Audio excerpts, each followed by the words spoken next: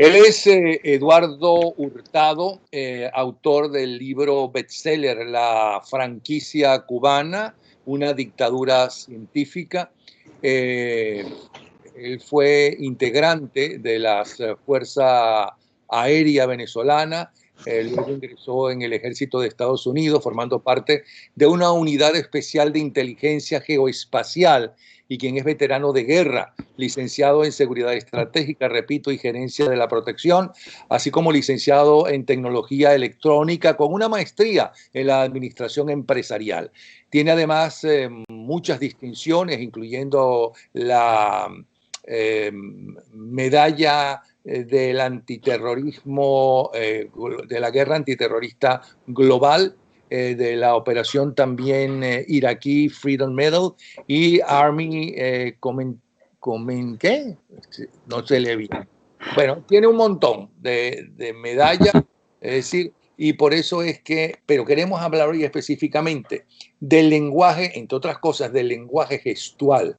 Cómo aprender a saber si la persona que uno está viendo siendo entrevistada o que uno está entrevistando frente a una pregunta concreta nos dice la verdad, está nerviosa, nos está mintiendo, porque tiene esa sonrisita, si es una sonrisita nerviosa o es una sonrisa de cínica, en fin, vamos a ver qué nos dice y de quién nos puede hablar. Yo le dije que nos hablará de todos los dirigentes importantes hoy en día, porque parto de la base de que una de las cosas que hacen los dirigentes es mentir, ¿no? Pero también dicen muchas verdades. Y como ahora estamos más globalizados que nunca, ahora la mayoría de los dirigentes importantes están en nuestras casas siempre. ¿Y qué pasa en Venezuela? Y cómo trabaja el narcorrégimen venezolano para lavarnos el cerebro y para dividirnos. Bienvenido a este espacio, Eduardo. Gracias, Napoleón, y gracias a toda tu audiencia por ese apoyo incondicional que siempre han tenido para mí y para el programa. Bueno, tremendo compromiso me pusiste hoy con esto del lenguaje corporal o la kinésica que llaman algunos, en inglés kinesics.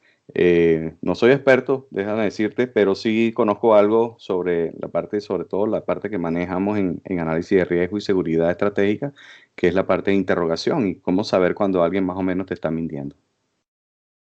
Bueno, cuéntanos, ¿cómo sé yo cuando tú me mientes? Como dices que que no sabes mucho de eso y tienes medalla y todo.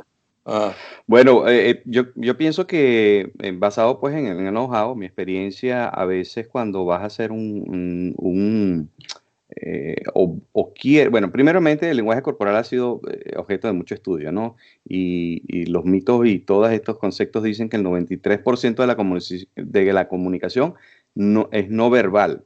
Y por eso es que a veces se hace importante entender esto de lo del lenguaje corporal, ¿no? En el libro, inclusive, yo explico en la parte de la ingeniería social cómo hay un solapamiento de 3 estrategias que son vitales en la política y en la manipulación de masa, que es el lenguaje corporal, es uno de ellos, la inteligencia emocional y la otra era la programación neurolingüística.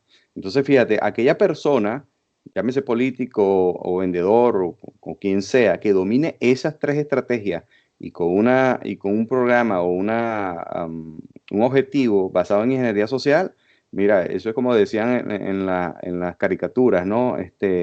No sabemos el poder que le hemos dado a los malos. Entonces, bueno, inicialmente, por ejemplo, cuando se hacen las pruebas de la verdad, siempre se establece un protocolo inicial donde se pasa al individuo por unas preguntas donde él sabe que no va a tener esa presión de responder la verdad. Entonces se va creando un patrón de conducta de normalidad en esa persona. Y en determinado momento entonces empiezas a decirle o preguntarle esas preguntas que lo pueden poner nervioso o que tienen que ser como en el caso que tú hiciste en estos días sobre esa pregunta bien incómoda, Ana, que le preguntaste al señor del G2 cubano si había en alguna oportunidad matado a alguien. Esas son preguntas sumamente difíciles, pero que cuando la persona reacciona de alguna manera diferente al patrón de conducta normal. Entonces ya tú sabes que esa persona está sobre un estrés, está mintiendo, qué está pasando con esa persona. Básicamente tú no sabes si está diciendo la verdad o mentira, pero tú sabes que hay algo que él está ocultando. Entonces, basado en esa investigación, tú empiezas a indagar o empiezas a hacer otras preguntas. Claro, esa pregunta yo sabía que no me podía decir más que no, yo no tengo nada, ningún muerto encima, porque aunque lo tuviera, sí lo dice, aunque considere que fuera necesario ese muerto como, por ejemplo, la responsabilidad de Obama y los militares que acabaron con la muerte de Bin Laden, ¿no? Esa muerte, por mucho que consideremos que era absolutamente necesaria y muy bien ganada, ¿no? Bueno, es un asesinato. Entonces él no puede decir, no, sí, yo lo hice, yo tengo una persona o varias. Eso se hizo exactamente para entrar en otro tipo, ¿no?, de Ujú. preguntas más fuertes. Pero Y no acuérdate que pensaba que esas me son, iba a y decir, acuérdate que sí, esas yo son maté 4 personas. No, ni sé si mató a 4 personas ni nada de eso. Y Al acuérdate revés. que esas son operaciones encubiertas, y las operaciones encubiertas, por eso se llaman encubiertas, porque son clasificadas y todas esas cosas no se dicen. Inclusive yo noté cuando tú le hiciste esa pregunta, el movimiento de sus ojos, y él se movía en la silla de un lugar a otro de manera constante, pero en ese momento que tú le hiciste la pregunta, su comportamiento que estaba basado en la parte normal al principio del programa, él se detuvo en la silla. Entonces, obviamente que esa respuesta él la estaba pensando, estaba condicionada, y obviamente no podemos saber si es verdad o mentira lo que le estaba diciendo, pero hay un comportamiento diferente en ese capítulo, en esa pregunta precisamente, y bueno, eso nos abre a nosotros una cantidad, una gama de otras preguntas para seguir indagando en caso pues de que estuviese siendo interrogado por algún crimen y eso. Y jamás te van a decir, porque eso es como confesar un delito, pues sí, bueno, sí, yo maté a una persona o hice esto o hice aquello, bueno, pero tú lo estás diciendo ahora en público que asesinaste o mataste a una persona. Eso puede ser objeto para la apertura de una investigación.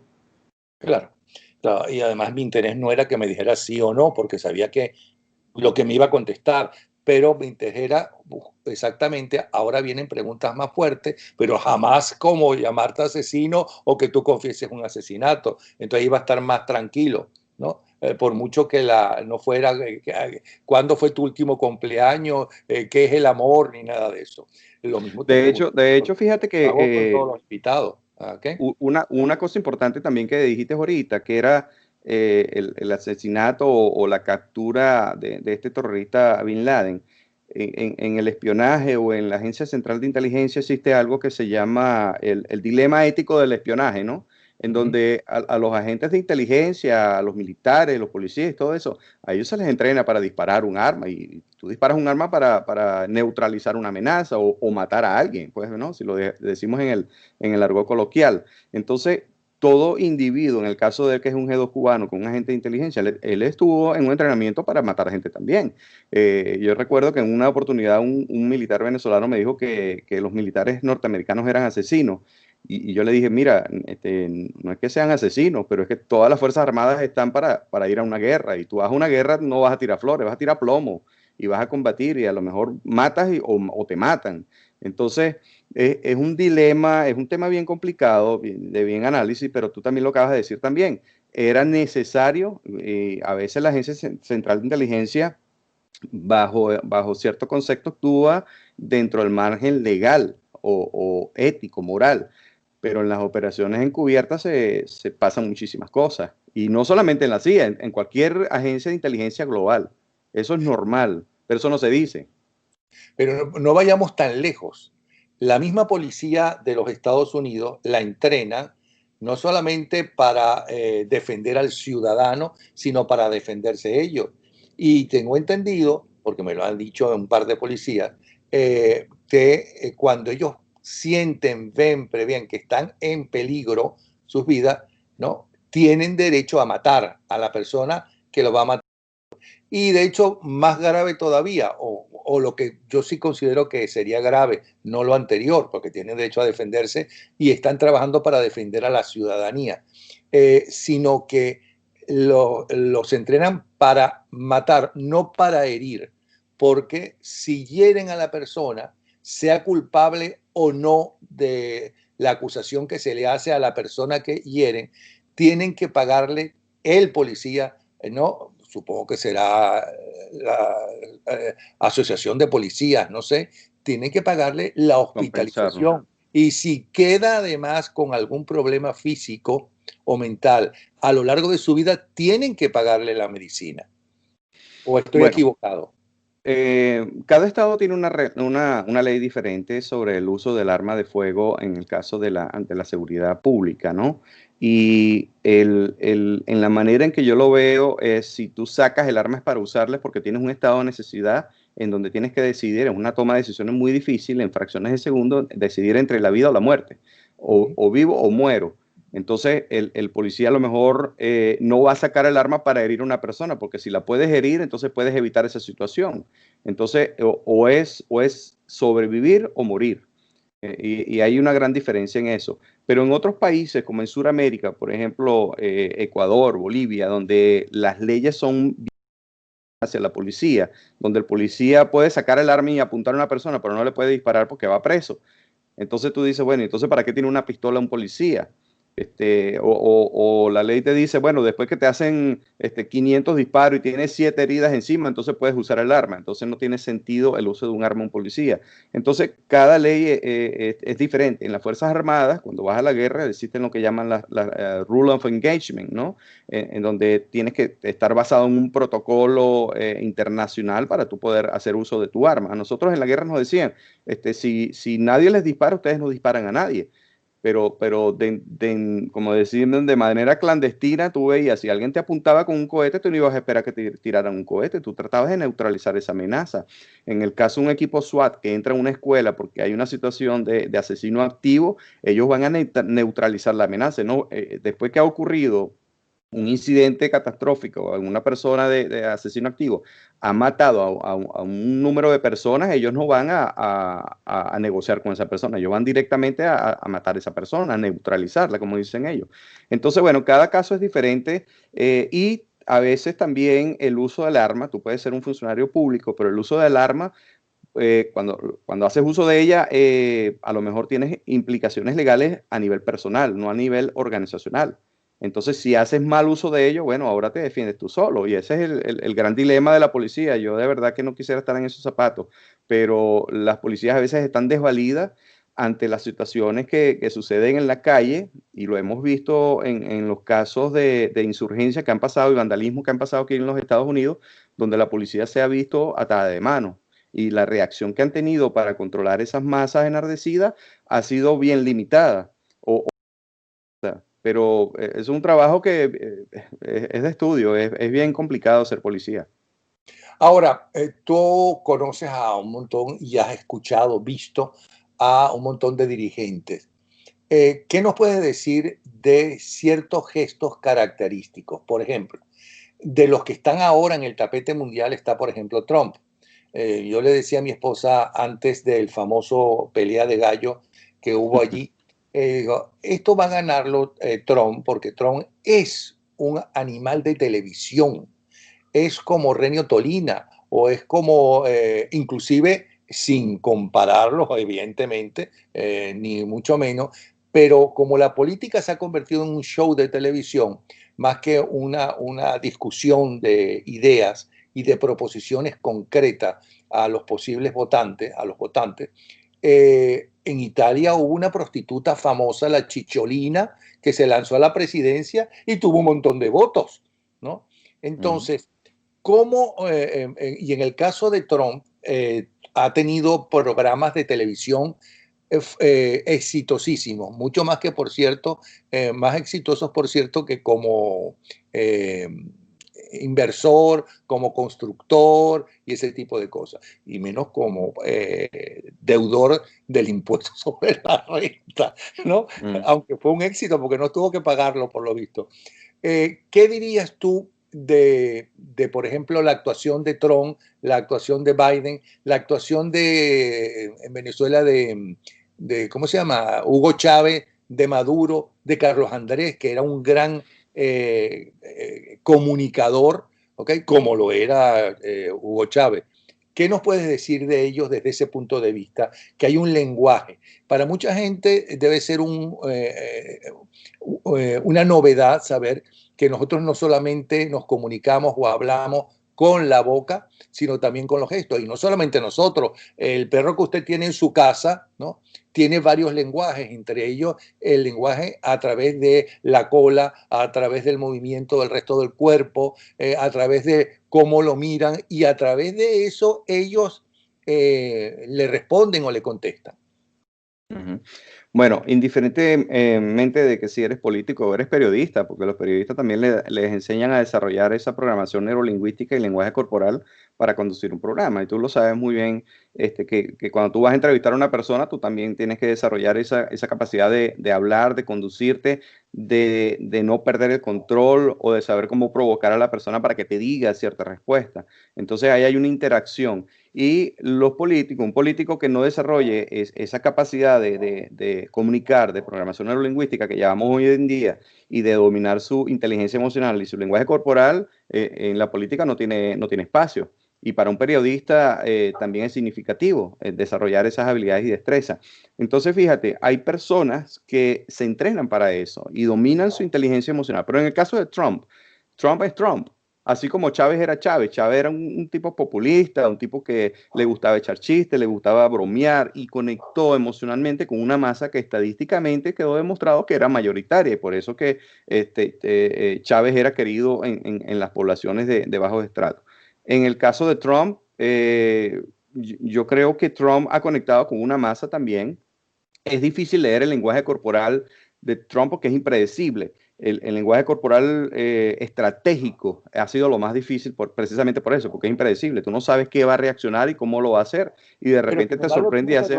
él tiene unos gestos típicos y él, todo el mundo sabía, y supongo que los demócratas también, cómo se iba a comportar él en ese debate, porque ya está el antecedente con la Clinton. Entonces, sabíamos que iba a ser agresivo, sabíamos que iba a tratar de alterar a Biden y logró alterar a Biden. Él logró lo que quería.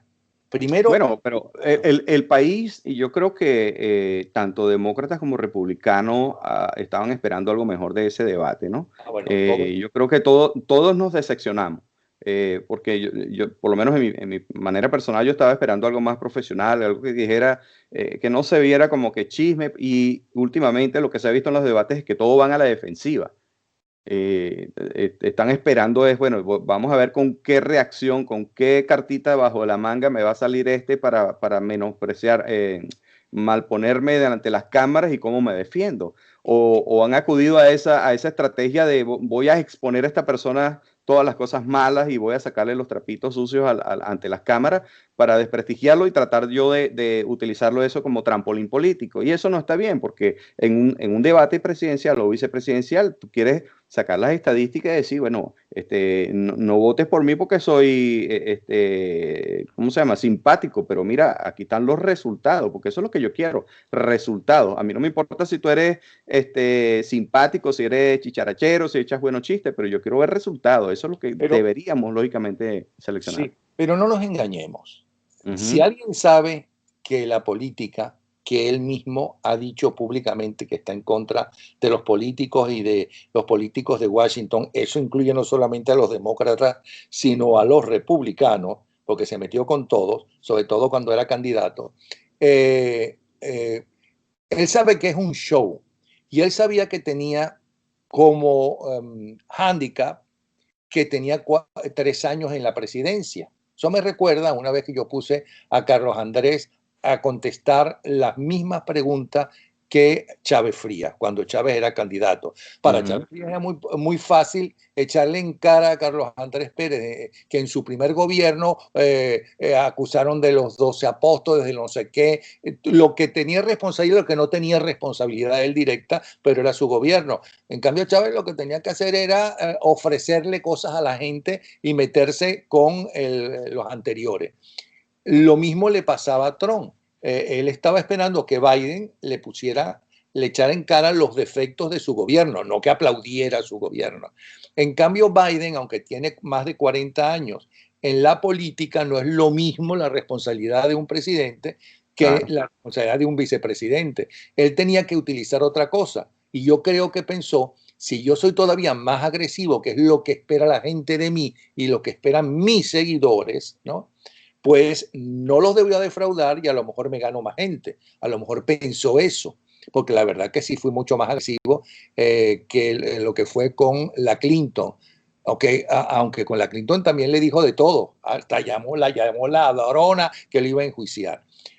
Pero yo sí creo que en el caso de Trump, por esa personalidad que tiene, que además la utiliza en televisión, tiene una serie de gestos mucho más notorios que cualquier otro, ¿no? Y mucho más notorios que el propio Biden, que la gente lo conoce menos, lo ha visto menos. En cambio, hemos visto a Trump durante décadas por televisión, en sus programas. ¿Me explico? Y lo digo porque en ese programa entre Carlos Andrés y Chávez Fría, ¿no? Cuando yo le pido a los representantes de cada uno de ellos eso, honestamente le digo al de Carlos Andrés, yo estoy ofreciendo esto, no espero que me diga que sí, que no se preocupe, porque creo que está en desventaja. Pero el problema de los políticos es que creen que ellos son el centro del universo y entonces te dicen que sí por el poder de la televisión. Y efectivamente, inclusive en el Congreso Nacional de Venezuela se discutió ese programa, porque no quedó bien Carlos Andrés, y eso que Carlos Andrés sí sabe de televisión, o sí sabía de televisión. Bueno, definitivamente ciertas personas tienen más habilidades y destrezas para dominar las cámaras. Pero fíjate, eso sucede cuando tú estás conversando con una persona.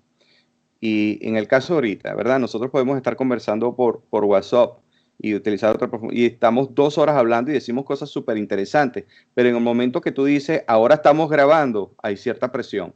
Y entonces empiezas a cuidar las cosas que dices porque te están escuchando muchas personas. Entonces, imagínate si eso es entre una conversación entre amigos, ¿cómo pudiese ser una conversación en un presidente o una elección, a un debate presidencial de los Estados Unidos, que es el país número 1 en el mundo, ¿ok? Y lo que vas a decir, eso va a quedar grabado y la gente te va a juzgar por tus aciertos o tu desacierto.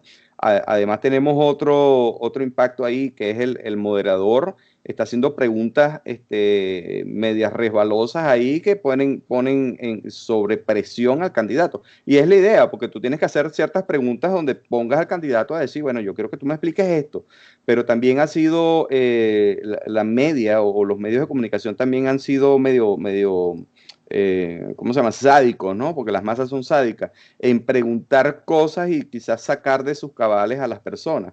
Entonces, esto es una combinación también de la personalidad del que está siendo entrevistado, también como el entrevistador. Bueno, es que en el caso del debate con Trump, obviamente, aunque el entrevistador era un periodista de la Fox, tengo entendido que él es demócrata. Y las preguntas que hacían, lógicamente, porque el presidente es Trump, ¿okay? El que es noticia es Trump, igual que en el último debate de los candidatos a vicepresidente. Bueno, es que evidentemente las preguntas, por lo menos las primeras, pareciera que estuviera en contra de los republicanos. Y no, es que esa es la noticia, eso es lo que la gente quiere saber. Y la pregunta no es la imprudente, la que falla. La pregunta, que fue lo que yo le dije a Pérez Jiménez, ¿cómo se llama? Mire, yo no vengo aquí a hacerle propaganda a usted. Usted sabe que yo no me gusta la dictadura o los gobiernos fuertes, no le dije la dictadura, pero yo voy a hacerle unas preguntas, que es lo que pienso que quiere la gente saber, no la gente que lo sigue a usted, porque esa gente no necesita que yo le haga entrevistas a usted, ni yo ni nadie, sino la gente que quiere saber de usted, porque usted es parte de la historia. Pero el problema está en sus respuestas, no en mis preguntas. Cuanto más Exacto. fuerte sea mi pregunta y mejor sea su respuesta, ¿no? Más aplausos va a recibir. Pero eso es lo que no entienden los políticos. Bueno, y cada uno le saca filo a su estrategia, ¿no? Porque el Partido Republicano en este caso se hizo la víctima. Ah, bueno, es que yo respondí así porque es que el moderador era demócrata. Mm. ¿verdad? Pero por otro lado, entonces el entrevistado demócrata dice, ah, bueno, lo que pasa es que yo respondí así porque es que este no me quiso responder asado. Y cada uno saca su estadística, pero uno, que es el ciudadano normal de a pie, cuando uno está viendo y tú ves la estadística, tú dices, bueno, yo voy a ver quién ganó, por qué ganó así. Y cuáles son los estudios de los analistas. Entonces tú ves en internet y dices, bueno, fulano ganó 70 contra 30 y entonces volteas el canal y pones otra página y entonces al revés, entonces dices, ¿a quién le creo? Me van a volver loco. Eso está igual que las teorías conspirativas, ¿no? Que los extraterrestres vienen, que se están llevando esto, que la pedofilia, que esto, y empiezas a ver, investigar y por ti mismo, y entonces dices, bueno, pero si todo esto está pasando y si todo esto es real y el presidente lo sabe, ¿porque no hay nadie preso? Entonces empiezas a cuestionarte tú mismo. Y ese es el objetivo, porque tú tienes que ser lo suficientemente inteligente e investigador, te tienes que convertir en un investigador para entonces tomar tus propias decisiones y decir, bueno, pero si esto está sucediendo, ¿por qué no está la ley siendo implementada? Porque eso lo lógico es que debería estar siendo implementada. Entonces, por otro lado, tienes a Trump diciendo, bueno, que Hillary Clinton o los Clinton, hay un complot Obama-Clinton de la situación con Rusia y las votaciones, pero ¿por qué no hay nadie preso entonces? Bueno, se entiende también que eso es un proceso a lo mejor jurídico que tiene muchas trabas, pero esas son las preguntas que uno se tiene que hacer también. Mucha gente se preguntará, pero ¿por qué hablan de Trump y no hablan del otro? Porque el que es noticia es Trump. Porque el que es personaje de televisión y de política principal no es Biden, es Trump. Porque el que marcó cómo iba a ser esa entrevista, que sí vi, que cuando hicimos el programa, yo dije que no había visto porque no me quería meter en ese lío ni opinar sobre eso, porque no me gustó la entrevista, porque además no fue un debate, fue una pelea. ¿Okay? Pelea gallo, Entonces, sí. no me dijeron nada de lo que estaban ofreciéndome, ¿okay? O por lo menos no lo dijeron en profundidad, por lo menos los 2 minutos que tenían para hablar, cosa que es muy poco si quieres ofrecerle, mire, a la gente lo que piensas hacer. Pero, Bueno, lo que pasa es que tú dijiste ahorita el show es con Trump, ¿no? Pero acuérdate que es el único líder mundial que está supuestamente luchando contra el Estado profundo. Y se han destapado un montón de cosas que hasta ciencia cierta no podemos estar 100% seguros porque todo se ha basado con todas esas teorías conspirativas y tú ves noticias que, bueno, salvaron a 33, 200 niños que supuestamente estaban secuestrados. El tráfico humano, eso te puedo decir que eso sí es una realidad que existe en los Estados Unidos y en muchas partes del mundo, pero hay mucha información, la capacidad de nosotros de absorber toda esa información es muy alta, es muy baja. Entonces, cuando tienes toda esa información y tienes información buena y mala, entonces te confunde. Si tú no eres una persona preparada y no tienes asesores buenos y no tienes esa capacidad de razonamiento para discernir entre la verdad y la mentira, te vuelves loco. ok, eso del tráfico humano es interesante y además tú lo has estudiado y has trabajado justamente en esas investigaciones. Pero vamos a terminar este primer tema. ¿Cuáles son los gestos que tú recuerdas de cada uno de los dirigentes, tanto nacionales como del resto del mundo? Bueno, los gestos como tal, no te sabría definir exactamente un gesto en particular, porque eso va a depender en la lectura del lenguaje corporal. Primero hay preparación al individuo o sea, yo te doy mi punto de vista como interrogador. Tienes que preparar al individuo bajo una sección de realidades, ¿no? Yo te voy a entrevistar a ti, yo te voy a hacer preguntas. ¿Tú te llamas Napoleón Bravo? Sí. Y te voy a hacer ciertas preguntas donde yo analizo tu perfil normal, tu situación normal. Pero en determinado momento te voy a empezar a hacer preguntas más difíciles y ahí voy a ver tu reacción. Los políticos están entrenados, así como muchas personas de los Delta Force y todo eso, para evadir la verdad, ¿ok? O la máquina de la verdad, ¿no? El polígrafo.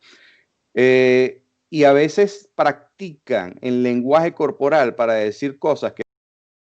¿Tú te acuerdas de Chávez cuando Chávez estaba hablando y de repente se ponía las manos así? Que esto es muy poderoso, eso te significa que amo a Dios, que soy bueno, y bajas el tono de voz y de repente dices, no, porque es que yo, mira, Napoleón, créeme lo que te estoy diciendo, y bajo la cabeza y bajo el tono de voz y te estoy hablando así. Eso que yo hice ahí en ese momento va a crear en ti una inteligencia emocional diferente. Tú vas a sentir como que, oye, vale, Eduardo me está diciendo la verdad, bajó la voz, ya no me está gritando y todo eso. Ahora, si yo hago lo contrario, yo hago esto y levanto mi voz y te digo, mira, Napoleón, porque entonces tú vas a sentir en tu corazón, en tu espíritu, vas a decir, no, no, esta persona está siendo excesivamente ofensiva, entonces yo me voy a poner a la defensiva. Entonces, todos estos políticos dominan ese tipo de situaciones. En el caso como te decía, pues de algunos miembros de las fuerzas especiales que de repente pueden ser atrapados, interrogados y lo que sea, o pueden ser en determinados momentos puestos a una prueba de poligrafía, ellos están entrenados para controlar eso, para controlar su pulso, su respiración y todas esas cosas, y bueno, se le hace bien difícil al científico que los está interrogando, al interrogador, de ver si está diciendo la verdad o una mentira. Ahora, ya que tocaste la teoría de la conspiración, yo estoy viendo una serie en Netflix que es del 2013 o 2014, es decir, tiene sus años. Y en el último capítulo de la segunda temporada, ¿no? Cuando se le dice al espectador qué es realmente lo que está pasando, diferente al problema que tienen los dos protagonistas. Y empieza el protagonista masculino a citar a los principales periodistas de los Estados Unidos para denunciar, ¿no?, qué es lo que está pasando a nivel global. Bueno, pero esa es la teoría de la conspiración. Eso lo inventó Hollywood. Eso fue en el año 2013 o 2014 cuando grabaron eso. ¿O es que esa teoría de la conspiración te dice que no solamente es de ahora, que siempre ha sido así? Es más, es una mezcla de esa teoría de la conspiración y estoy diciendo último capítulo de la segunda temporada para que la comparen con algunas de las barbaridades que se dicen que pasa allí. Barbaridades porque sería horripilante que eso fuera verdad. Es una mezcla del Blacklist con Matrix, porque inclusive hablan, esta realidad que estamos viviendo no es cierta, es inventada, ¿no? El mundo no es así realmente. Entonces, ¿qué es eso de la teoría de la conspiración? Que evidentemente se basa en cosas que han sucedido. Por ejemplo, el vagabundo que se suicidó en la cárcel, ¿no? Y que tenía contacto con alguna de las personas más importantes del mundo, desde uno de los hijos de la reina Isabel, pasando por Trump, ¿no? Él tiene foto también con Obama, si mal no recuerdo, por citar algunas de la gente. ¿Qué hay? Es verdad que hay un tráfico humano, eso es cierto que hay un tráfico de niños, inclusive esta niña inglesa que aparentemente creen que ya descubrieron quién la secuestró y quién la mató, ¿okay? Madeleine, ¿no? Es verdad que eso existe, pero esa mezcla de la teoría que dice todo ese tipo de cosas, eso es cierto, puede ser cierto, y si no es cierto, es tan grave que entonces se aplica lo que Goebbels dijo en su oportunidad, ¿no? Primero que hay que inventar la noticia y repetirla. Y cuanto más exagerada sea el invento, primero la gente se lo cree. ¿Por qué pasa todo eso? Bueno, acuérdate que ahí estamos utilizando los medios de comunicación social para programar opiniones, ¿ok? Y pueden ser opiniones buenas o opiniones malas. Y por eso es que los medios de comunicación son sumamente importantes en la cultura de un país. En el caso de Venezuela, fíjate que, o en el caso pues, de una dictadura científica, lo primero que domina son los medios de comunicación y las leyes, porque son las cosas más importantes que tú tienes para dominar una sociedad y poder adoctrinar una masa de personas. En el caso de esto, los medios de comunicación social, inclusive salió no sé si llamarla ley o algo que se llama doxing. El doxing es el daño inclusive que tú le puedes, la investigación que tú haces en las redes sociales y el efecto secundario o el daño colateral que puedes hacer en caso de que tú agarres esa información y la uses contra una persona. Entonces, sí hay un impacto en el uso de esa información. Entonces, en el caso de que tú estás diciendo de que, bueno, ¿cómo hago yo para creer todas estas teorías conspirativas, si fueron causadas por Hollywood o no? Bueno, estamos luchando contra la información. Y la información, el que domina la información tiene un poder increíble. Hollywood ha hecho muchas películas de teorías conspirativas. De hecho, pudimos comprobar también en una serie de Netflix, The Hater, el odiador, de cómo un muchacho demostraba, creando perfiles falsos, hacía virales ciertas noticias y cambiaba la percepción y la imagen y la manera en que la gente pensaba sobre otra persona. Entonces, al mismo tiempo, podía reclutar a otros individuos, inclusive podía influenciar en su parte psicológica y lo convirtió en un asesino. Si te acuerdas de esa película, o aquellas personas que no la han visto, se llama El Odiador o The Hater en inglés. Entonces, sí, evidentemente estamos viviendo a una velocidad increíble de información y las personas que no saben investigar, cuando accesan el Internet y ven cualquier información, y dicen, bueno, mira, aquí dice que Napoleón Bravo es enchufado y tienes 300 millones de dólares guardados allá en Florida y haciendo programitas de YouTube. Ajá, pero ¿quién lo dice? Bueno, lo dice la página todoscontranapoleón.com. ¿Y quiénes son esos? Entonces, la gente no aprende a identificar cuándo son las fuentes de comunicación realmente serias o las fuentes de inteligencia de fuente abierta que son serias, no saben investigar y cualquier persona hoy en día abre un blog, una página web y todo eso es sumamente económico bueno, daña la imagen pública de cualquier persona. Entonces, imagínate si trasladas eso a la política. Los partidos políticos o aquellas empresas pues, que requieren un cambio de imagen, bueno, van a invertir cierta cantidad de dinero y le van a meter billetes a eso y van a hacer todos esos mensajes virales.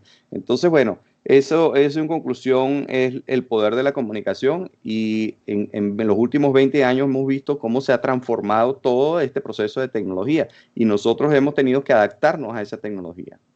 Sí, pero es que es muy diferente lo que está pasando ahora, porque antes tú te enterabas de la noticia a través de los noticieros, ¿no? De los canales abiertos y a través de la prensa. Y el periodista tiene que, para sacar la noticia, primero tener tres fuentes que coincidan en que eso sucedió. Y entonces tú lo puedes sacar. Tú no Eso era puedes antes. sacar un chisme, ¿no? A menos que diga, en Twitter lo que más se dice es esta afirmación. Así todo, cuando era de boquita, no era a través de las redes sociales, pues se creó una opinión de que Carlos Andrés Pérez era un ladrón y murió pobre. O sea, ese ladrón, ¿dónde está el dinero? Como él dijo una vez, ¿no? El dinero no se puede ocultar. ¿Ok? Y no sé qué presidente, no conozco a ninguno, ¿no? Que yo pueda decir, yo sospecho que fue ladrón. Luis Herrera era un hombre honestísimo. Carlos Andrés Pérez murió pobre. Cecilia Matos murió pobre. Entonces, Caldera era un hombre honestísimo. Rómulo Betancourt también. Leoni tenía fama de ser honesto. Eso aparte de otras problemas que se le o equivocaciones que se puedan decir. Pero eso se creó y no existían las redes sociales de ahora. Bueno, pero hay una Acuérdate gran que la diferencia. palabra comunista lo inventaron los que posiblemente muchos de ellos fueron después adecos, que decía AD comunista. AD comunista, de ahí salió la palabra ADECO, en la época en que del gobierno de Rómulo Betancourt. Bueno, yo no nací en esa época, ¿no? Tú sabes más que yo de eso. Pero fíjate, dijiste, Será porque estudié más que tú. bueno, me llevas como un montón de años. En la Fuerza Armada decimos, me llevas adelante un camión un cisterna de fororo adelante. Has tomado un cisterna de fororo más que yo. Pero dijiste algo muy importante. Fíjate cómo funcionaba el periodismo anteriormente, ¿verdad? Tú investigabas, tú sacabas una información y se diseminaba esa información después que había sido procesada. La persona lo leía en un periódico, lo veía en la televisión, pero el tiempo de reacción era totalmente diferente, porque tú tenías que esperar al próximo día para volver a leer el periódico para ver qué había pasado. Pero hoy en día la velocidad de información es inmediata. Tú pones algo en un periódico y enseguida, por eso se dice que se hace viral, porque se esparce de manera rapidísima. Y la gente puede opinar y la gente puede hacer su análisis y puede retransmitir la información. Y como en ese proceso de transmisión de información, puedes ir cambiando o añadiendo o quitándole algo realmente importante y se malinterpreta la información o se empeora la información o lo que sea, pero hay un cambio en esa información y de repente la 10ª persona que recibe esa información recibe un mensaje totalmente diferente al que se dijo. Entonces a veces del niño que te dicen en el oído una frase y tú tienes que repetírsela al del lado y al lado. Exactamente, a eso me Y al refería. final es todo lo contrario o Es nada totalmente que lo ver, contrario. ¿verdad? A mí, a veces cuando me pasan una información, ¿verdad? Por los medios de comunicación social tradicionales como el WhatsApp, el Internet, y de repente dice, no, porque es que Trump dijo esto o Biden dijo aquello y escándalo y todas esas cosas. Yo he tomado como disciplina investigar la fuente original que dijo eso. Y a veces, si está en inglés, cuando lees, escuchas lo que dijeron en inglés, es totalmente diferente a lo que interpretó la persona en español. Y la gente lo está pasando, y a veces yo hago la corrección. Oye, mira, eso no fue lo que el tipo dijo. Eso no fue lo que quiso decir. Lo que quiso decir o lo que dijo fue esto. Y entonces las personas me dicen, bueno, a mí me lo pasaron así y yo lo pasé así. O Porque a mí me lo dijo una persona que se lo dijo una persona de total bueno, confianza, un familiar. todos tenemos un amigo que es primo del tío del hijo del general, que es amigo del presidente. Ahora, como esto lo estamos haciendo para que la gente entienda que en qué lío estamos todos metidos, ¿no? Mm. Y cuán desinformados estamos todos ahora. Si se meten en Netflix a ver cualquier película, es verdad que una más que otra, pero en español, con subtítulos en español, se van a dar cuenta que una cosa es lo que dicen los actores que usted escucha y Sí, otra suele pasar. cosa es lo que puede leer allí de Sí. cosas como uno que vi ayer que decía algo de, suponte tú, es que se ha robado 1.200 millones de dólares. Eso es lo que decía supuestamente el personaje que uno escuchaba hablando y lo que se decía allá abajo, ¿no? Es que tiene 98.000 dólares. O sea, nada que ver Sí, una cosa con la otra, pero nada que ver, totalmente. ni siquiera los números. ¿Ok? Suele pasar. Esto lo puede hacer usted ahora mismo cuando quiera para que vea, ¿no? ¿Dónde están las mentiras de las La llamadas traducción no es verdades? literal, la traducción no es literal. Y te voy a decir algo, a las personas que son certificadas como traductores o son traductores certificados, se sobreentiende que son personas competentes que han pasado un examen y una de las reglas o la parte ética de esa certificación es que tú tienes que traducir literalmente lo que la persona dijo, no lo que tú crees que dijo. Y igual pasa con los interrogadores. Cuando tú traes a un intérprete, esa persona no tiene que decirte a ti basado en lo que él piensa. Mire, yo creo que él lo que quiso decir fue esto. No, yo lo que quiero es que tú me traduzcas literalmente lo que esta persona está diciendo. Entonces, igualito pasa por lo menos en los casos de las cortes. El traductor tiene que ser una persona certificada y no está ahí para emitir opiniones, simplemente es para decir lo que esta persona dijo literalmente. Esta persona dijo una grosería, esta persona tiene que traducir esa grosería o advertir que va a decir una mala palabra. Entonces, sí, la manipulación también en los medios de comunicación, en este caso, la empresa que nombraste, a veces no es acorde con lo que realmente la persona dice en el idioma inglés. Eh, por cierto que yo creo que le habrán dado una medalla al mérito a los pobres traductores, ya sea en idioma castellano, como en chino, como en japonés, de la pelea de gallos de Trump y Biden, porque creo que ha sido absolutamente imposible traducir esa pelea, ¿no? Porque uno hablaba encima del otro, no terminaban las oraciones, aquello era un desastre. Pero Sí, sí. estamos hablando de la teoría de la conspiración, ¿no? Ujú. ¿Cómo surge y por qué se lo crean? Y eso es nuevo, eso es viejo, ese tipo de teoría donde, entre otras cosas, hay gente que pueda creer que en las cloacas de Nueva York hay 100.000 niños que han raptado para venderlos, ¿ok? En las cloacas de Nueva York, donde dicen que hay hasta cocodrilo, aparte de ratas, porque en Nueva York hay más ratas que habitantes, hablando en serio, ¿ok?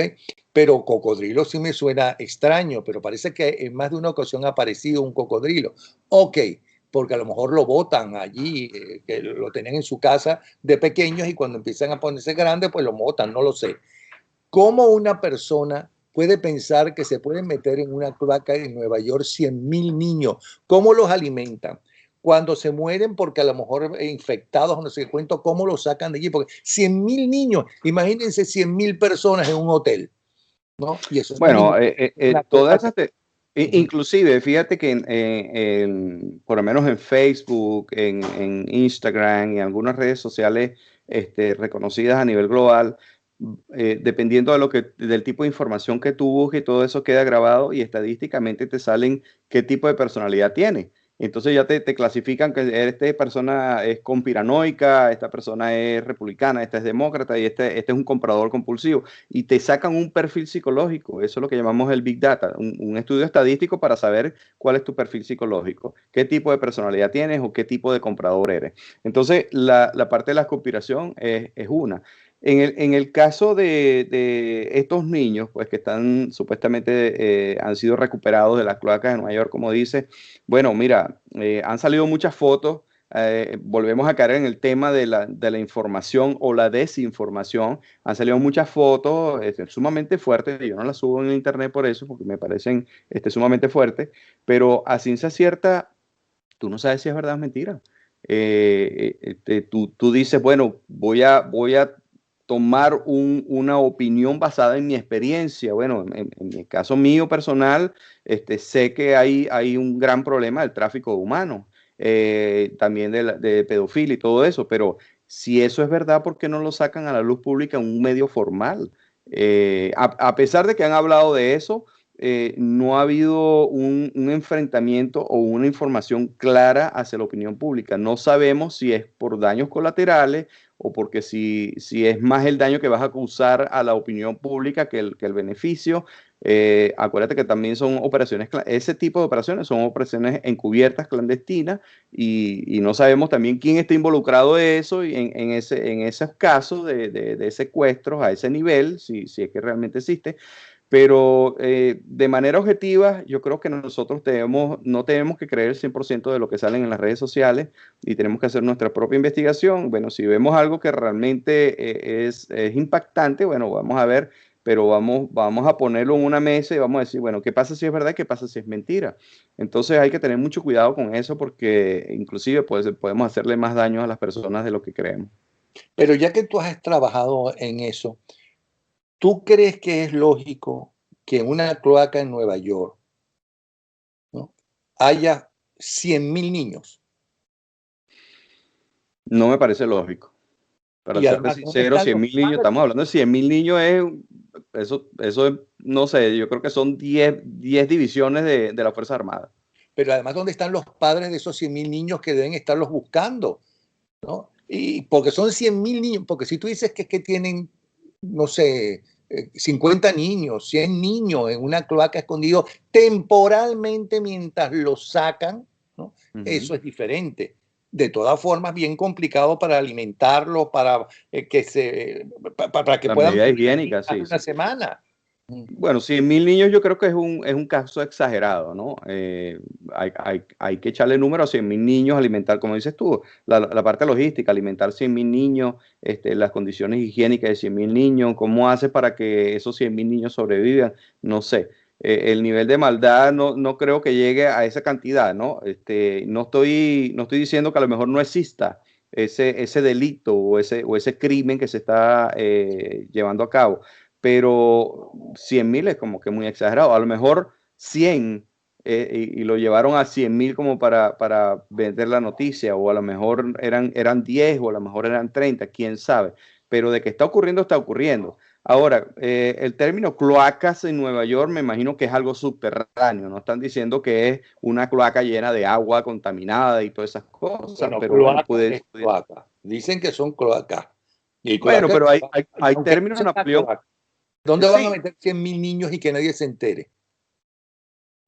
exacto, exacto. Bueno, pero eso lo razonas tú porque eres una persona quizá objetiva y a lo mejor yo también lo razono y muchísima gente dice, ver, 100.000 niños yo creo que están exagerando. Esta gente lo que quiere es vender la noticia o interpretaron mal lo que se quiso decir, al igual que el término cloaca. Yo puedo decir, bueno, es que esa gente vive en una cloaca. Y bueno, lo que quiero decir que viven podridos, viven contaminados y viven esto. No estoy diciendo que literalmente viven en una cloaca. A lo mejor es igual que cuando Donald Trump dijo, voy a drenar las cloacas. Bueno, lo que quiere decir es que va a sacar toda la suciedad, la porquería, las cosas malas que están contaminadas en un sistema, llámese judicial, llámese político, llámese a nivel país, a lo que él se refería. No estaba diciendo que iba a abrir un chorro de agua y iba a hacer que las cloacas se drenaran. Ok, tú escribiste en La franquicia cubana, una dictadura científica. Las teorías de la conspiración no son solamente esta que está ahora de moda global, sino que son muy dadas en la política. Conspirar contra el enemigo o el compañero que quiere ser candidato del partido y enfrentarse a mí y yo tengo que acabar con él. Y no solamente es ir a los canales de televisión a hablar mal del otro, y con lo cual se están desprestigiando todos, como pasó en Venezuela, ¿no? ¿Cómo se hace? ¿Cómo lograron dividir al pueblo venezolano? Porque el pueblo venezolano, unos eran adecos, otros eran copellanos, una minoría era masista y ya en las últimas décadas, pero no se odiaban entre ellos, no se mataban entre ellos en los años 70, 80, 90. ¿Me explico? ¿Cómo se logra eso? Bueno, el arte de la guerra lo dice, ¿no? Divide y vencerás. A veces dividir por situaciones religiosas, situaciones políticas, situaciones sociales, situaciones de estatus económicos, y vas sembrando todo eso. Eso se planifica, como siempre lo hemos hablado, Napoleón, con ingeniería social. Estudiar al individuo para saber cómo conectas emocionalmente y utilizar pues esa debilidad emocional en las personas, que sabemos pues que el dinero compra muchísimas cosas en el sistema político venezolano, y por consiguiente comprometes todo eso. También hay un complot de espionaje y de contraespionaje pues causado por un país extranjero, por una nación extranjera, como es el G2 cubano o el castrismo infiltrado en Venezuela. También la infiltración de la oposición venezolana. Había una necesidad en el caso de Venezuela de crear una falsa oposición o una oposición paralela, y yo siempre hablo de la falsa oposición para aquellas personas que dicen, no, pero es que eso es mentira. Hay una falsa oposición y hay una verdadera oposición. Y yo no voy a decir aquí quién es quién, pero si tú te pones en los zapatos del estratega, ¿okay? Yo siempre saco a la gente en la sala situacional, les digo, bueno, pero ponte tú en el zapato del maquiavélico, el estratega, y di, bueno, si a mí, ¿quién me puede tumbar a mí? Bueno, me pueden tumbar los militares o la oposición o la comunidad internacional. Bueno, esos son los 3 puntos estratégicos en mi continuidad de operaciones que yo necesito controlar primero. Entonces, si es la oposición, entonces yo voy a crear mi propia posición, voy a crear un tercer partido, un cuarto partido, y divido a toda la política. Entonces, si anteriormente era partido A y el partido B y cada uno agarraba 40%, bueno, ahora yo voy a crear partido C y partido D, y que esos partidos adicionales conecten con otro grupo de ciudadanos venezolanos, y que agarren un 10, un 15 de participación, y a la final me los entregan a mí. Entonces, lo que estamos viendo ahorita en Latinoamérica es que los que deciden quién gana o quién pierde en una contienda electoral no es el primero ni el segundo partido, sino el tercer partido, que es el que le da ese 15 o 10% de votos al número uno, que fue lo que pasó en Colombia. El tercer partido al apoyar. Y lo que pasó en España con Podemos. También. Y está también la teoría que describo en el libro La franquicia cubana de la retaguardia, o ese plan de contingencia. En seguridad decimos continuidad de operaciones. Ese plan de contingencia que le promete a los que han comprado esa franquicia cubana, bueno, si pierdes el régimen o si pierdes el poder, en determinado momento lo vamos a volver a recuperar, porque hay una asesoría continua. Entonces, fíjate lo que pasó en Argentina. Fíjate lo que está pasando en Bolivia. Ojo, mira lo que va a pasar en Ecuador también con Correa. Entonces, ¿qué hicieron en Bolivia? Bueno, hay 3 partidos: Movimiento al Socialismo 1, Movimiento al Socialismo 2, como lo llamo yo, y la oposición. Pero ¿quiénes están punteando las encuestas? El partido de Evo Morales. Y entre ellos dos dividieron al tercer poder, que es el tercer partido, que es el partido, entre comillas, democrático.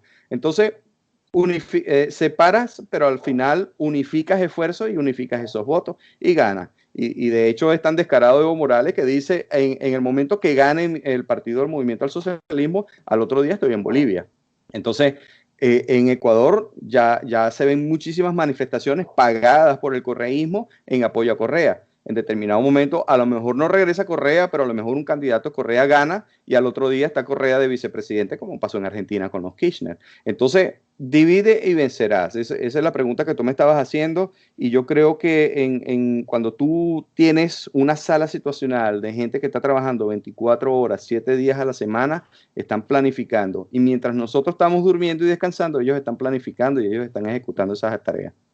Sí, no es nada nuevo esto de que los extremistas y la izquierda en general, no extremistas, no necesariamente, porque la izquierda no necesariamente tiene que ser extremista, como la derecha no tiene que necesariamente ser extremista. Claro. Lo hay como en todo, de todo como en botica. Pero ya se sabe que tratan de dividir, perfecto, que hay unos partidos de izquierda legales y otros que empiezan a crearse con otro nombre, con otro, y supuestamente democráticos. Pero ¿cómo sé yo, volviendo a Venezuela, o cómo puedo intuir yo, volviendo a Venezuela, quiénes están trabajando y quiénes son de la llamada falsa oposición? O sea, ¿cómo tú sabes, mira, fulanito de tal, esa falsa oposición por esto y esto y esto y esto? ¿Ok? Para no comprometerte, no me digas cuáles nombres y apellidos, pero dime tú cómo sabes o cómo empiezas a decir, este falta oposición porque está haciendo esto, esto, esto y esto, mientras dice defender al gobierno legítimo, que es el de Guaidó. Okay. Mira, una de las cosas que hemos estado discutiendo hoy es la objetividad, ¿verdad? Cómo cuestionarnos, cómo investigar y todas esas cosas. Yo le diría al venezolano, bueno, saque sus cuentas. ¿Cuántos diputados ha visto usted haciendo cola por la gasolina o haciendo cola por la comida? ¿Cuántos diputados usted ha visto quejándose porque el sueldo no le alcanza, porque el sueldo no le rinde para satisfacer su necesidad, o simplemente usted lo ve mal vestido? Cuando sabemos que la realidad es otra. Un petrolero muy bien pagado en Venezuela puede inclusive ganar $300 al mes.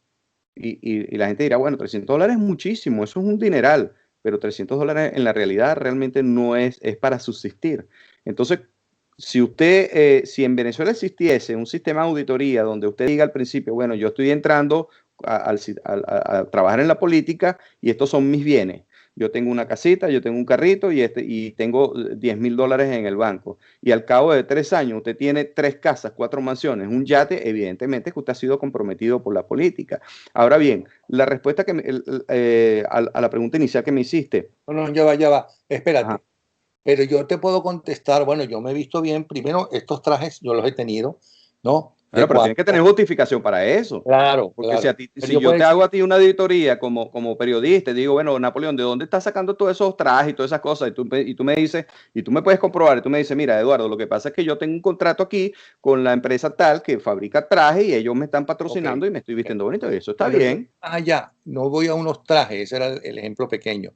Pero si yo quiero robar muchísimo y aceptar lo que me está ofreciendo el narco régimen, pongo a mi hijo a hacer el negocio o a mi primo o a algún familiar que fuera mi testaferro, ¿no? Que se suelen quedar muchas veces con todo el dinero después, cosa que me alegra mucho que se lo quiten. Pero claro, que robar al ladrón tiene 100 años de perdón. Ajá. Entonces, yo puedo decir, no, mire, pero yo estoy viviendo normal y corriente. Pero tu hijo está metido en tal sitio. Bueno, pero un momentico. ¿Me están juzgando a mí o están juzgando a él? Exacto. Entonces, ¿cómo sé yo realmente que ese personaje que se hace pasar enemigo de la dictadura y de los narcos, ¿no? Está al servicio de esos narcos? O un periodista. Tú puedes esconder la vida que lleva, pero no puedes esconder la manera en que gastas. Y el dinero no se desaparece. El dinero siempre va a estar moviéndose de un lugar al otro y no se, a menos que lo tengas en efectivo enterrado, como hacen algunos narcotraficantes. Pero fíjate, hubo el caso. Como los Kirchner que tenían parte del dinero en un convento. Bueno, y tú lo vas a ocultar y lo vas a ocultar donde la gente menos lo considere. De hecho, volviendo un poquito atrás en la parte de tráfico humano, a veces esconden las personas en los cementerios y ahí los enfrían, entre comillas, es como que esperan que las cosas se calmen para poder después sacarlo. Pero en el tema del de los políticos que se comprometen con la corrupción, fíjate lo que está pasando en Colombia. En Colombia ahora los narcotraficantes viven un perfil bajo.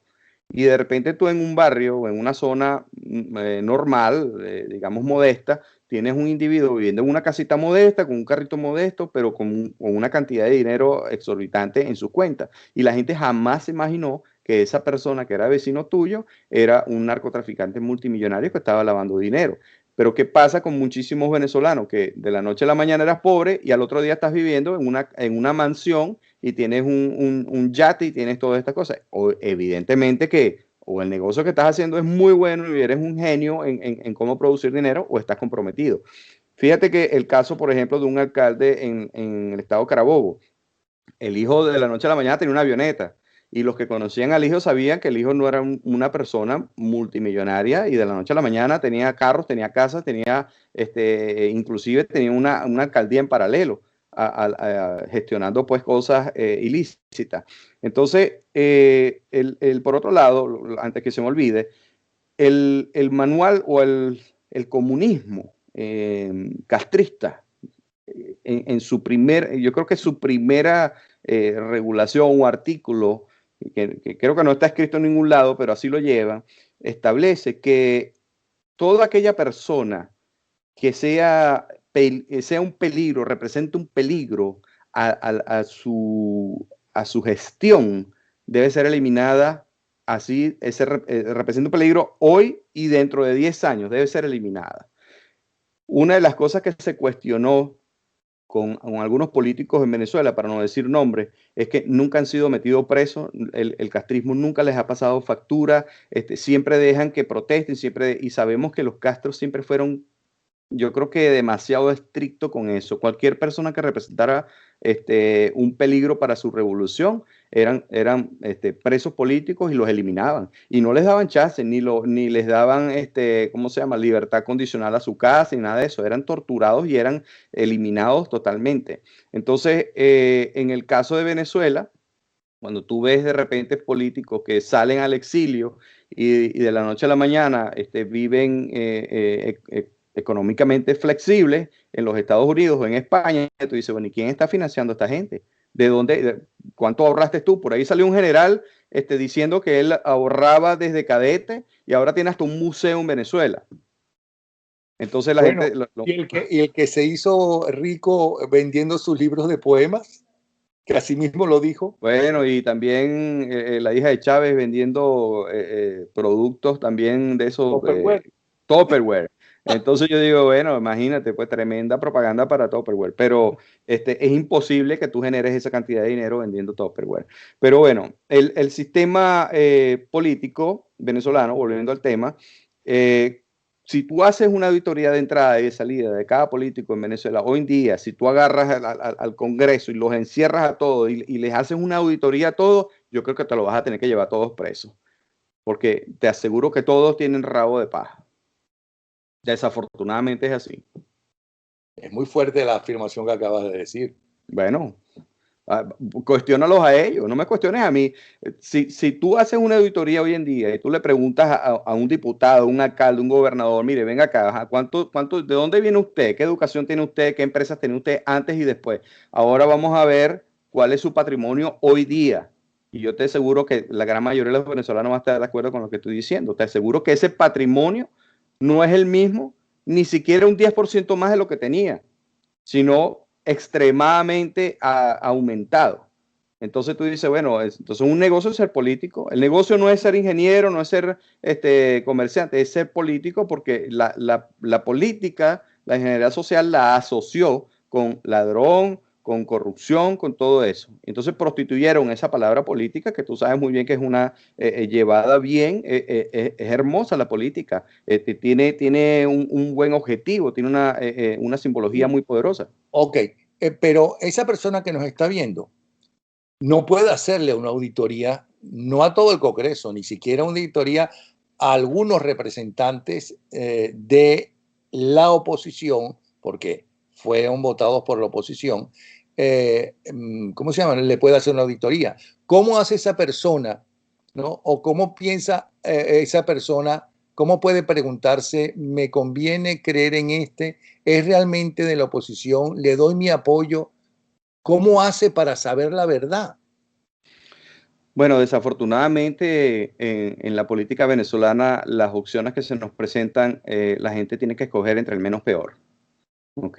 La capacidad de los candidatos que tenemos, no hay líderes emergentes, los pocos líderes emergentes que han surgido, si, se tienen que asociar a esa logia o esa mafia política para poder ser proyectados y ser expuestos hacia una votación.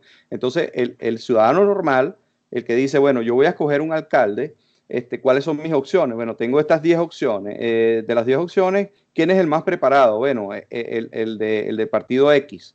Bueno, el tipo tiene un doctorado y tiene eso, pero ¿sabes qué? El del partido B es el más popular, es el que mejor me cae. Entonces la gente, los medios de comunicación tienen mucha culpa en eso.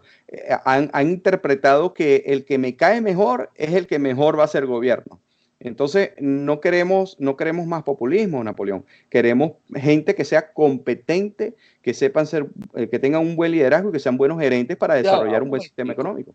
Ajá. En los medios de comunicación, en todo caso, los honestos e imparciales, presentan a los que son noticias. Los que son noticias, ¿no? O los que atraen más público, más televidentes, suponte tú. ¿Quiénes son los que dan más rating? Los que le interesa a la mayoría de la gente escuchar y ver. ¿Ok? Entonces, los medios de comunicación los presentan. Si el tipo se la come, que es lo que yo le dije a Pérez Jiménez, bueno, yo le puedo hacer las preguntas más complicadas a usted, pero está en usted, ¿no? Lucirse y convencer a la gente. Ese es el deber ser. Y no solamente de no querer darme la entrevista y solamente darme 20 minutos de la entrevista, me dio 3 días completos con él. Él y yo. Y en ningún momento se puede decir que yo estuve parcializado ni con su gobierno, que me pareció que desde el punto de vista de construcciones fue excelente, que como constructor del país fue excelente, pero sí hubo tortura y hubo muertos. Aunque Herrera Luque me decía, los verdaderos muertos que se le pueden achacar a Pérez Jiménez se cuentan con los dedos de la mano y sobran muertos. Y no es solamente en la dictadura de Pérez Jiménez donde se torturó y se asesinó. También en la Cuarta República se torturó y se asesinó. Totalmente. Con la diferencia de que, por ejemplo, en el caso de los responsables de la muerte de Jorge Rodríguez, esos responsables fueron a juicio, ¿no? Los enjuiciaron y los sentenciaron. Esa es la enorme diferencia cuando los Rodríguez están asesinando y son cómplices de tantos asesinatos y de tantas torturas por esa frustración que creo que les metió en la cabeza a la madre, si es verdad que eso que dicen de ella, de que en las piñatas de los niños hacían hacer piñatas con la cara de Carlos Andrés para que le cayeran ¿cómo se llama? A palos esa piñata. Hay que ser bien baja para hacer ese tipo de cosas a sus hijos. Porque a quien pervirtió fue a los hijos. A los hijos. Que es diferente. Entonces, pero mira, Napoleón, tú dijiste algo muy clave ahorita, ¿verdad? Primero, tú hiciste una entrevista a uno de los hombres que ha sido considerado en la Fuerza Armada entre los 3 hombres más inteligentes de Venezuela. ¿Ok? Por otro lado, dijiste que las preguntas que tú hiciste fue el deber ser del periodismo. Pero la realidad hoy día es diferente. Una persona que está siendo financiado por el narcotráfico, debemos recordar que al narcotráfico le conviene tener líderes políticos en el sistema político que amparen la parte de la... ¿No me entendiste o no me supe explicar? Lo que quiero decir es que los medios de comunicación no son los responsables de que Chávez Frías haya sido encantador y los haya convencido. Eso fue una capacidad de Chávez Frías. Es más, yo me llevaba muy bien con el Chávez Frías candidato. No, iban a decir, pero ese era un golpista. Bueno, también Rómulo Betancourt fue y me llevé muy bien con Rómulo Betancourt. Bueno, ¿Okay? pero Chávez engañó a muchísima gente. Pero yo no tengo la culpa de que la gente viendo mi programa, ¿no? Chávez Frías los haya convencido. No solamente por mi programa, sino porque él era entrevistado en todas partes. Y que yo haciéndole una pregunta, él se la comiera, ¿no? En la respuesta. Yo no tengo la culpa. Los responsables de quienes votaron por Chávez Frías no son los medios de comunicación, que los que lo traían era porque daba rating. ¿Okay? Son las personas que votaron por él y a lo mejor son personas honestísimas, ¿no? Que piensan todo lo contrario a lo que hacía Chávez Frías y compañía, porque Chávez Frías engañó inclusive a su compadre de toda la vida y a su mujer, Irma Marsman. ¿Ok? Bueno, Entonces, mira, decía, es que ese es comunista y yo sabía que era comunista. Bueno, pues si eras comunista y sabías que era comunista, ¿dónde estabas tú que no fuiste a defender a la patria? ¿Dónde estabas tú que no saliste a saquear? ¿Me bueno, porque explico? el pueblo venezolano ha aprendido muchísimo sobre esos conceptos hoy día. Pero ¿Okay? cada uno es Pero responsable de lo que totalmente, pero hace. escúchame, tú lo acabas de decir, Chávez Frías fue el líder emergente que conectó emocionalmente con una masa en un determinado momento y convenció, y la gente le gustaba. Pero si nosotros o los venezolanos hubiésemos entendido que lo que venía era un comunismo o un desastre económico en Venezuela, a lo mejor no hubiesen votado por él. Pero en ese momento no, el país no estaba maduro. La gente que vivió la dictadura de Pérez Jiménez, de Gómez y todas esas cosas que pasaron, a lo mejor no supo transmitir el valor de la democracia a la juventud. Porque las personas en ese entonces, cuando Chávez Frías, que teníamos 20, 25, 21 años, no teníamos conciencia de lo que estaba pasando. ¿No? Para nosotros la política era una cosa que estaban haciendo ahí unas personas y nosotros estamos enfocados era en estudiar y irnos para la playa y pasarla bien en democracia. Ahora bien, volviendo al tema de los medios de comunicación social.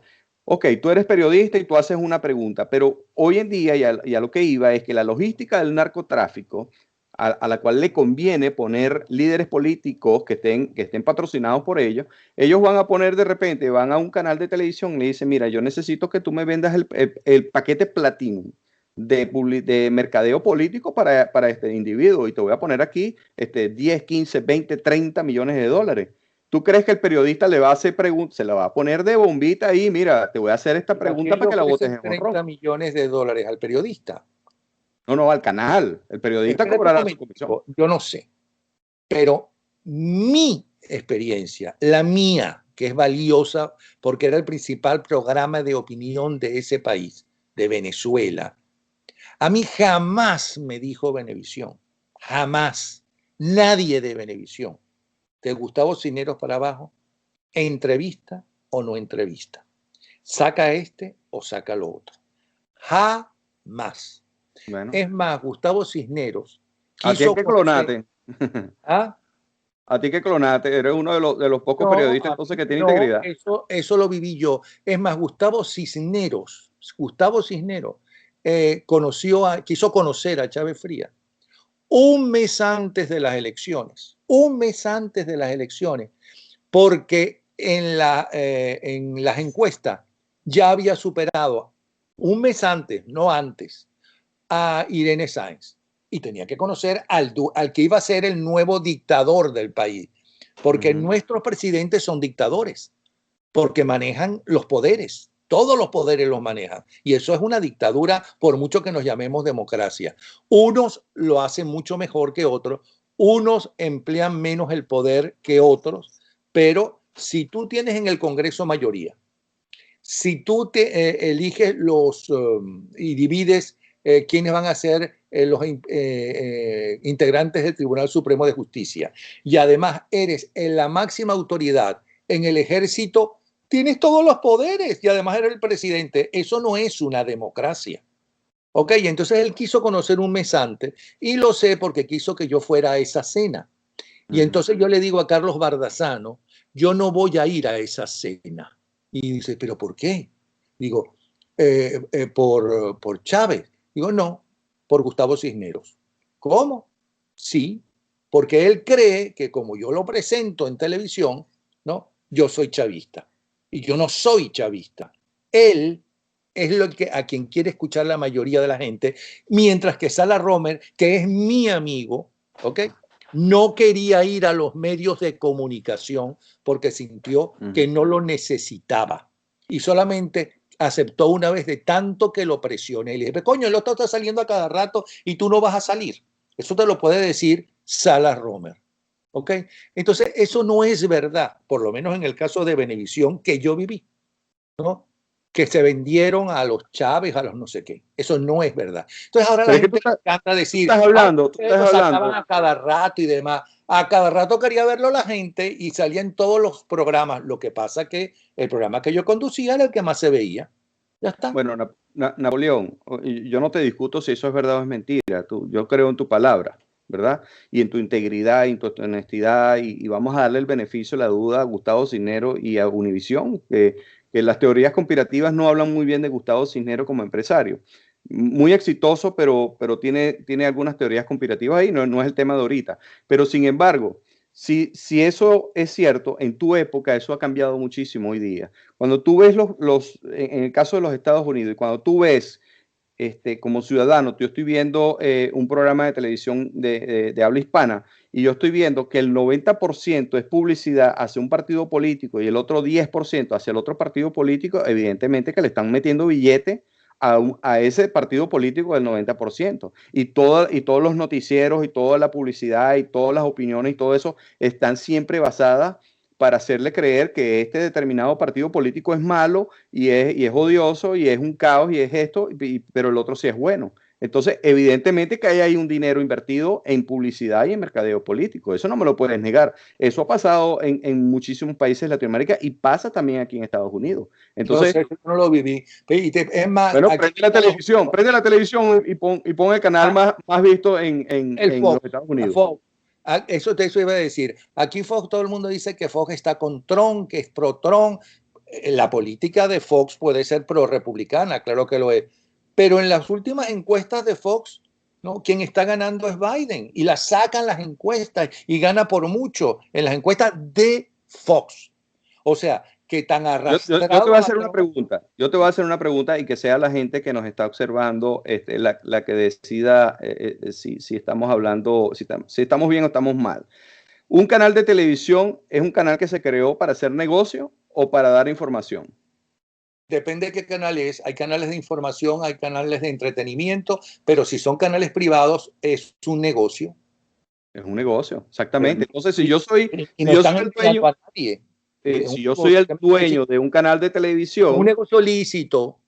Totalmente. Bueno, si algún dueño o directivo o periodista o técnico, ¿no?, se deja comprar para manejar los intereses de un candidato de un partido, es totalmente diferente y supongo que los habrá, porque en toda profesión y en todo negocio hay gente más honesta que otra, más estable que otra, ¿no?, con mayor moral que otra, en toda profesión. Mira, me hiciste acordar lo que empezamos hablando de la CIA y el deber ser y el dilema ético y del dilema moral y ético del espionaje. Es igual con el periodismo y con los medios de comunicación.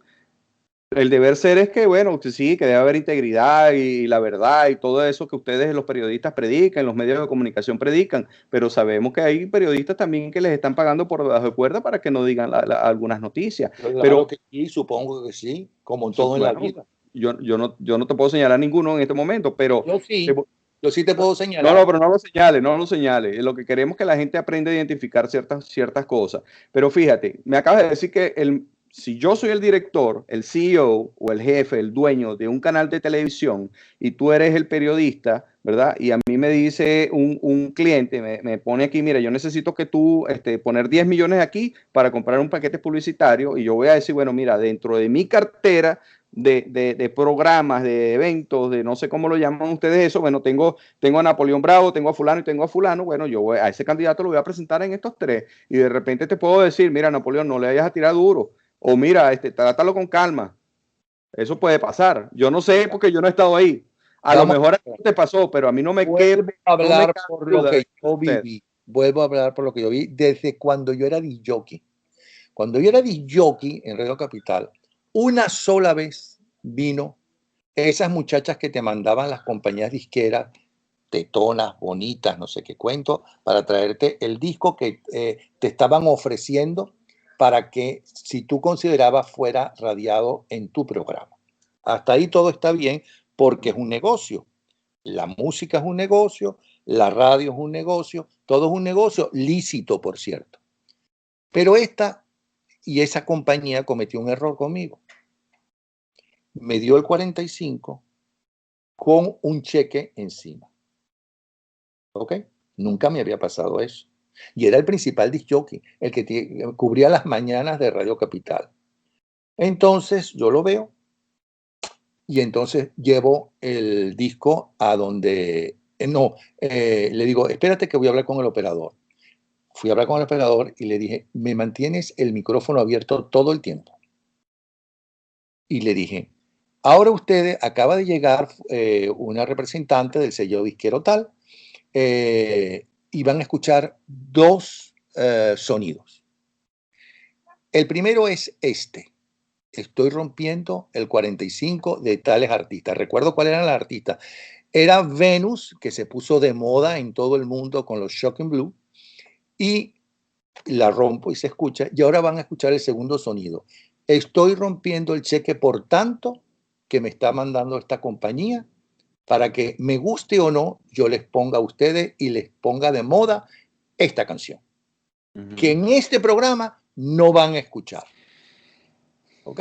Eso lo viví yo, nunca más. Es más, y había un contrato con la emisora de discos de música clásica, porque en esa época, cada vez que moría uno de estos líderes, ¿no? Entonces, si era expresidente, eran 3 días de música clásica solamente.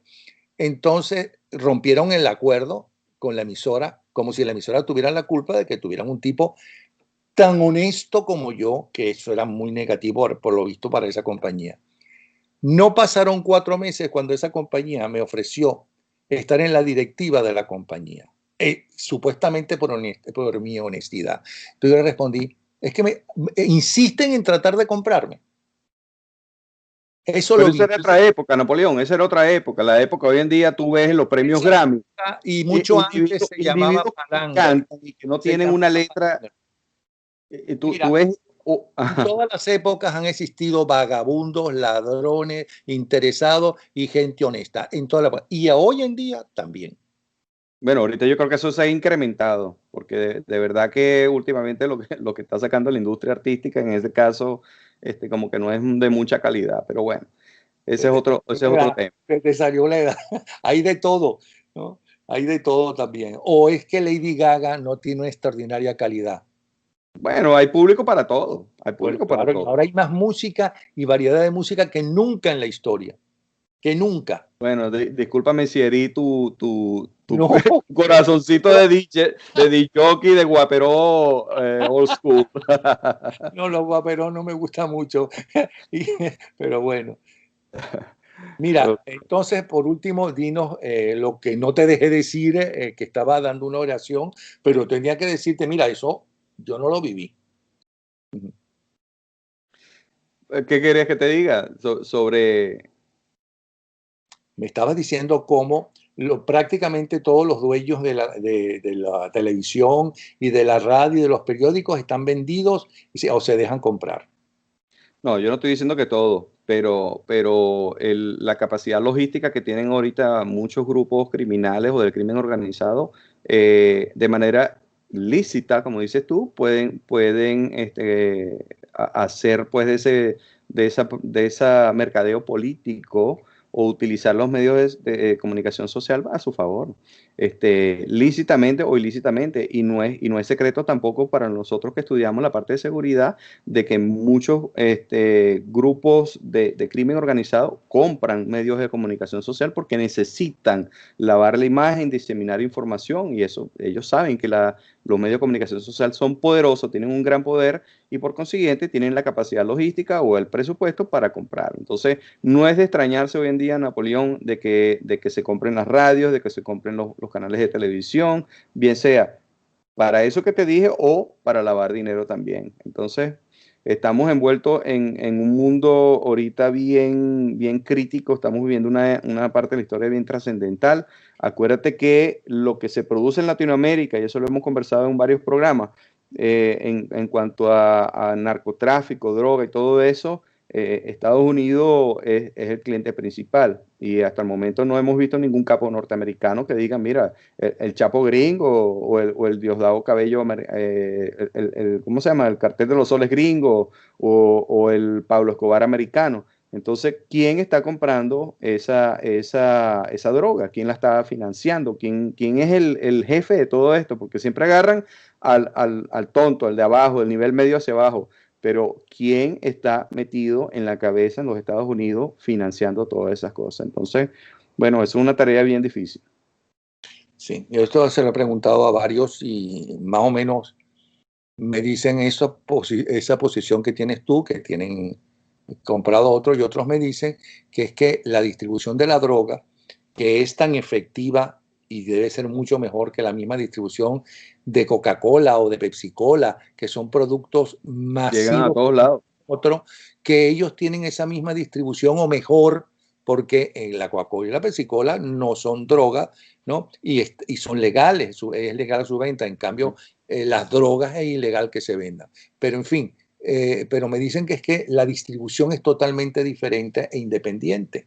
Ojo, y eso no es nuevo, ¿viste? Eso no es de 20 años para acá, porque acuérdate que de los años 60, yo recuerdo en la historia pues, que he leído, yo no había nacido, pero en mi investigación vi que en una oportunidad en el Departamento de Policía de Nueva York incautaron una gran cantidad de droga y la droga fue cambiada en el departamento de policía por harina y redujeron la cantidad y cuando fueron a ver los investigadores, bueno, ¿y dónde está la droga? No, no se desapareció. Entonces, eso te indica que los grupos de seguridad pública, la política y entre cualquier cantidad de industria han sido penetradas por el narcotráfico. Y en esa época, la excusa de los extremistas de izquierda, de los comunistas y demás, y lo sé porque uno de ellos era compañero mío en el teatro universitario, cuando yo ¿Era compañero comunista o compañero de teatro? como compañero en el teatro universitario, yo nunca estuve en ningún partido y menos en el comunista. Ok. ¿Okay? Entonces, él me dijo en una ocasión que en el partido se discutía, ¿no? Que había que incentivar lo de la droga a Estados Unidos porque una forma de debilitar a los Estados Unidos a través de la droga. Esa era la excusa que le vendían a los militantes del Partido Comunista. Y digo que es Y una lo, excusa y porque lo era han el dinero lo logrado. que les interesaba, igual que Mira. cuando con el mismísimo carro de José Vicente Rangel, según salió en la prensa, ¿no? Se asaltaban los bancos. Bueno, y lo han logrado, han logrado debilitar la base de la sociedad, que es la familia, la juventud, pero al mismo tiempo se han enriquecido. Y si tú te pones a ver lo que pasa en China o en algunos países a nivel mundial, el narcotráfico, el que es capturado es simplemente ejecutado, así de sencillo. Bueno, llevamos 1 hora y 27 minutos, Estuvo más muy de bueno. uno se debe haber cambiado ya diciendo esto es par del oro, es que Napoleón no lo deja hablar y demás, pero es muy sabroso conversar siempre contigo, ¿ok? Gracias, Napoleón, igualmente. Un abrazo, Eduardo Hurtado, licenciado en seguridad estratégica, se llama, Eduardo. Sí, señor. Estratégica, autor de La franquicia cubana. Un abrazo, ¿sí? Gracias.